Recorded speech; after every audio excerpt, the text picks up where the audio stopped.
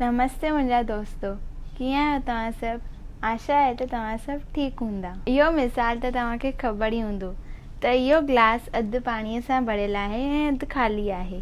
त को कीअं चवंदो कि अधु भरियल ऐं को कीअं चवंदो कि अधु ख़ाली आहे। असांजे ॾिसण जे नज़रिए ते मदार आहे। ॻाल्हियूं त ॿई सही आहिनि।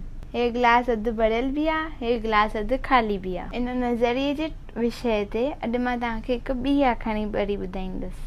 इन आखाणी जो विषय आहे कश्मीरी सूफ़। अचो त इहा आखाणी शुरू कयूं।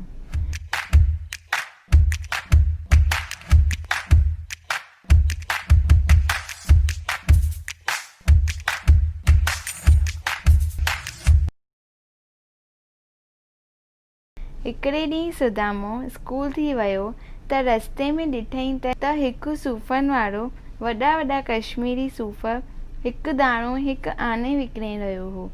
सुदामे सूफ़नि खाइण जो ॾाढो शौक़ीन हो। संदसि दिलि थी हिकिड़ो सूफ़ वठी खावां। हिन जीअं ई खीसे मां आनो कढियो ऐं सूफ़नि वारे खां सूफ़ थी वरितो त परियां खां ई पंहिंजे दोस्त कृष्ण खे ईंदो ॾिठईं। इन खे ईंदो ॾिसी सुदामे सूफ़ वठण जो ख़्यालु लाहे छॾियो। ख़्यालु होसि त जेकॾहिं सूफ़ ख़रीद कंदुसि अधु सूफ़ कृष्ण खे ॾियणो पवंदो, छो त कृष्ण संदसि दोस्त हो। खाइण महिल दोस्त खे सलाह करणी पवंदी आहे।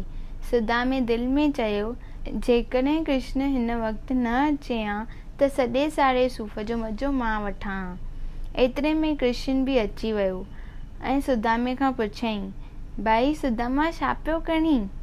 सुदामे कूड़ ॻाल्हाए चयो, ईअं ई बीठो आहियां।